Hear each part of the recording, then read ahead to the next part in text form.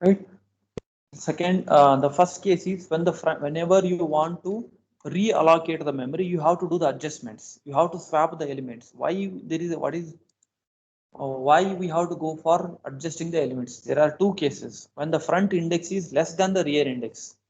So assume this is a circular queue scenario. Front is 0 and rear is minus. Rear is 4. So this is the usual case. This is circular queue which has been shown in the form of linear queue for understanding purpose. In this case, what we do, there is no problem. There is no issue. So what we do here is we will just increase the size here at the end. After increasing queue size by 1 using realloc function, the contents of the circular queue is shown below. The circular queue itself in the form of linearity for better understanding. How the content will get increased? Immediately after the fourth index, we are going to add one more index. One more location will be extended here, and the item can be inserted as usual by incrementing the rear. So item immediately you can insert it here. There is no problem in this case, in this scenario, because insertion will always take place at the end. There is no issue. But there is one more scenario. So this is like same way how we do for the stack or the linear queue, same. But there is one more situation. The front index is greater than the rear index. In this situation, what we have to do? Consider the following scenario. We'll come to this scenario after inserting some elements and deleting some elements. Say for example, in this scenario, what has happened here is we had inserted earlier 10, 20, 30, 40 and 50, and we have deleted what? 10 and 20 we have deleted, and in that place we have inserted 60 and 70. So after this is what is the scenario. This is what is the scenario what we can observe here. Rear is pointing to index 1, front is pointing to index 2, right? So rear is pointing to index 1, front is pointing to index 2. So the same is represented here for explanation purpose. What is the queue size? Queue size is 6. Now in this case, we know that where insertion will take place as per the norms, always insertion should take place here in between, not here. So please pay attention. Whenever I increase the size of the queue, size will always be incremented at the end. This is just an array.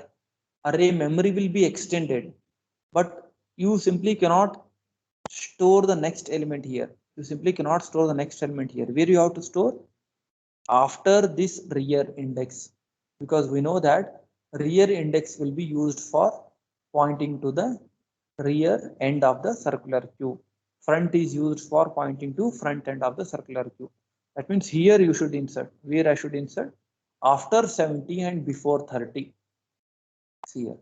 Where I should insert now after 30 and before 70. You can see that scenario now here.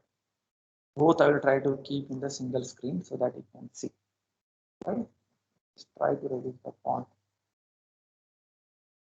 Right. Now we can see both on the single screen. So this is the location where I should insert actually the next element. That for that purpose, what we have to do here is 50 should be taken to the next location, 40 should come to this location, 30 should come to this location, and we have to free the location occupied by the 30. So that's what is done here. That's what is done here. 40, all the elements starting from this location. Generic I'm telling, all the elements starting from this location, they have been shifted to the right by one position. So that we'll get this scenario. So generically, because as per the norms, I have to insert the element from the rear end. We are not supposed to insert in between. So we have to insert an element at the rear end. I should insert here. For that purpose, I have to shift all the elements to the right. What is that we have done here? Here, this code. Fourth element we have taken it to fifth location. Fourth location has been taken to fifth location. Third location has been taken to fourth location. Second index, the element stored at index value 2 will be taken to the third location. So same thing we have done. Take the fourth element to the fifth position, third element to the fourth position, second element to the third position. Generic, what we can write? Q of ith element to the I plus 1th location. Any ith element to the next location. Take any ith element to the next location. That is generic code. Take the ith element and shift it to the I plus 1th location, 4th element to the 5th location, 3rd element to the 4th location. Generally, ith element to the I plus 1th location. Now, specifically, if this code, in this code, what we can see here is the value of I is 4. 4 down to 2.